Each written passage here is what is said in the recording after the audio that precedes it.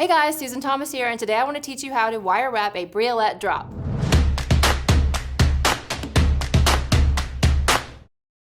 So when I started making jewelry, the first thing I wanted to make was a Briolette drop necklace. I had this beautiful sapphire Briolette and I was really excited to wire wrap it, but I had no idea how to do it. I didn't have the right tools, I didn't have the right supplies, I had no idea what I was doing. So I want to teach you guys a couple simple ways to wrap Briolette drops so you can get started easily and be successful. All right, so first of all, I kind of want to talk to you guys about what a Briolette drop is. So I have some examples here to walk you through. A lot of times, gemstone Briolette drops will come on a pretty strand like this. These are some amethyst Briolette drops. These are smooth pairs. They're really pretty. And here I have a little piece of lapis. This is a drop.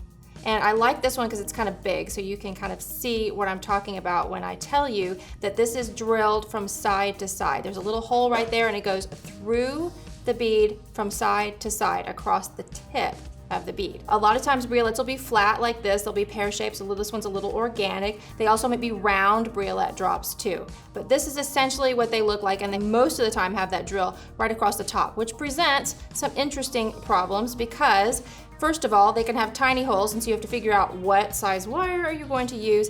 And second of all, once you get the wire through that, you're gonna have two wires to work with. So you have to figure out, oh my gosh, what am I gonna do with those two wires? So I'm gonna show you guys how to contend with those wires, and I promise you it's really easy and you are going to love it.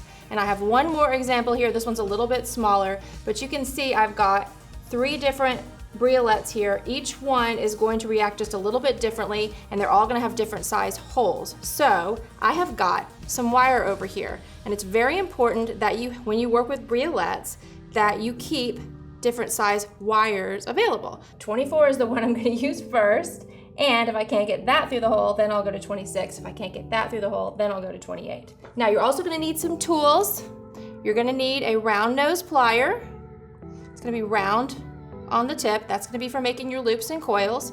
You're going to need a chain nose plier, very important.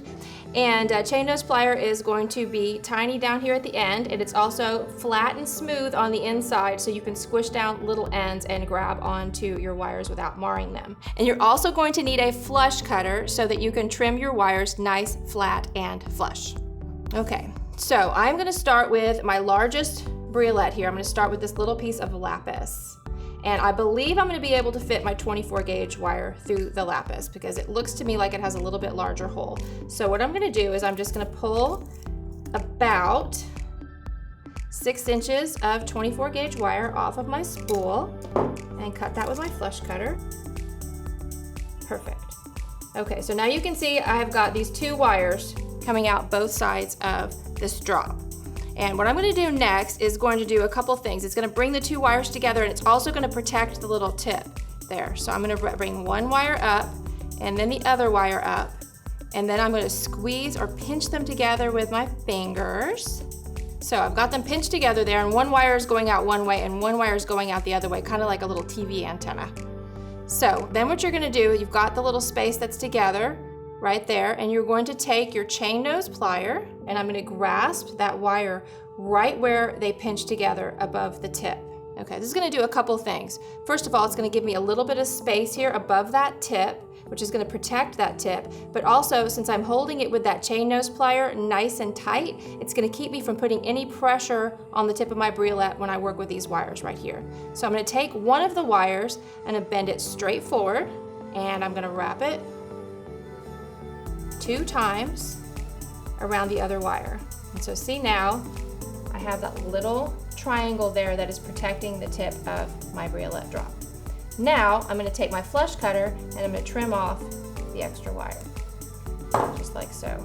And now I just have one wire to work with, and I'm just going to make a basic loop at the top of this. So I take those chain nose pliers and just hold my little coil that I made very gently so I don't ruin it, and I'm going to bend it back, this piece of wire back, into a 90-degree angle.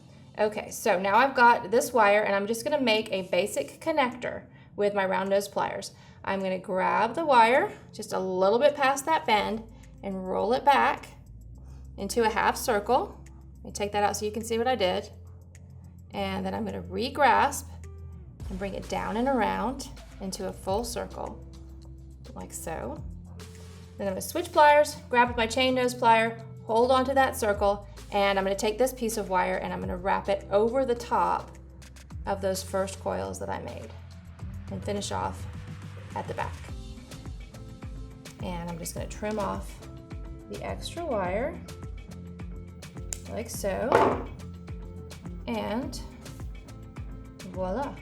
Now I have a little Briolette drop that I could put on a necklace. That would be really cute. So I'm gonna put that to the side, and I'm gonna get this little guy. This is a little piece of blue opal, and I'm gonna pull a piece of 26 gauge wire, about 10 inches. So I have a little bit more to work with. And when I push the wire through this time, I'm gonna leave more wire on one side than the other side, because I want to have all of this wire to work with when I finish this briolette. So same thing, I'm just gonna pinch the wires together above the tip of the briolette. And then, once again, I'm gonna take that chain nose plier and grasp those two wires above the tip, and I'm gonna use the short piece of wire to wrap 2 times around the long piece of wire.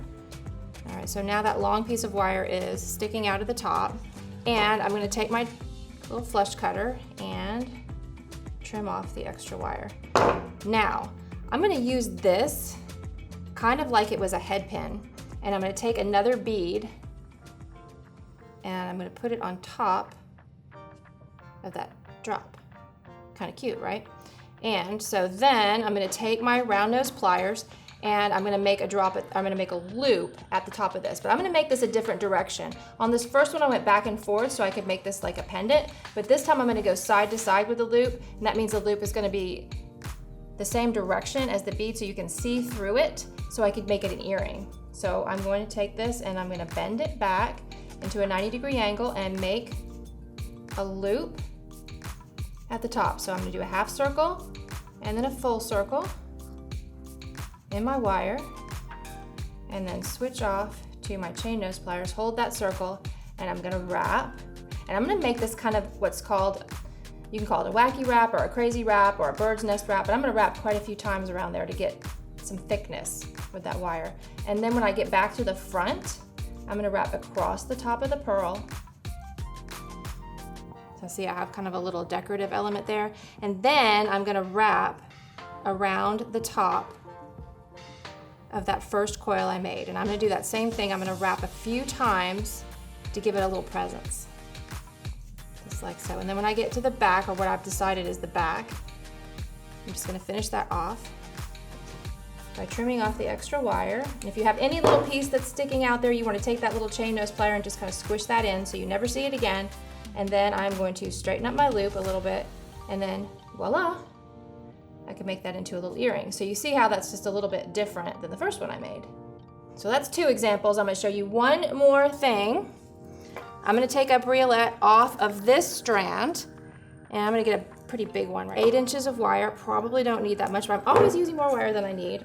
And so I'm just going to push this through the tip of the briolette, and see that 26 just fit through there. And because I'm using a thinner wire, a lot of times when you use a thin wire, you can see how kind of fine that little circle is. Sometimes, especially if you end up using the 28 gauge wire, you want to make a little bit heavier of a loop at the tip of your briolette. So you want to use both wires together, and that's what I'm going to show you how to do. So I've got my 2 wires together. I'm going to actually grab both of them together with my round nose plier. And then I'm gonna take my finger and I'm gonna bend both of them together as one back into a 90-degree angle.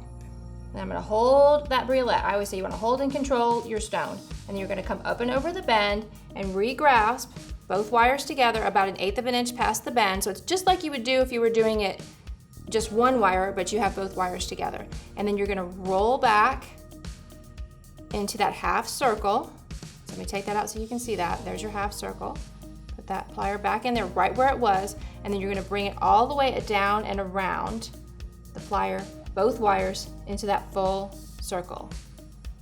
Now you need to keep your round nose plier in here to do this next part, because if you grab it with your chain nose, you're gonna squish that and it's gonna look terrible. So I'm just gonna use the round nose plier and keep holding onto that circle, and I'm gonna take one of the wires, not both, and I'm gonna wrap it around 2 times to finish it off. And then I'm gonna trim off that wire that I just wrapped with my flush cutter. And then same thing, I need to put that round nose plier back inside the circle that I made, hold on to it to keep it nice and tight. And then I'm just gonna finish this off with this other wrap. Now, you can wrap down over the tip of the briolette and then wrap up and around and finish off just underneath the circle, like so. So now this little bail or loop that I made is a little bit stronger because it's got 2 wires together. So even though I'm using a 26 gauge wire and it's really, really fine, it's a really strong bail for my briolette. So there you go. All right, so that is 3 different ways that you can wire wrap a briolette, and you can make this into a little necklace, or you can make little earrings or pendants. They are just so much fun and one of my favorite ways to make jewelry. I hope you guys enjoyed learning how to make wire wrapped briolettes. If you want to try to do this yourself at home, you're going to need a few supplies, so don't forget you're going to need some briolettes, absolutely important. You're also going to need some basic tools, including a round nose plier, a chain nose plier, and a flush cutter.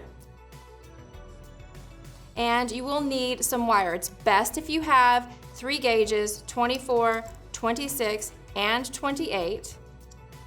So that depending on the size of the hole in your briolette, you have the right gauge you need to be successful. Thanks so much for watching. If you guys would like to pick up some supplies like the ones I work with today, check out the links down below. What other uniquely shaped stones would you like to see me work with? Let me know in the comments. Don't forget to like and subscribe, and I'll see you again next time.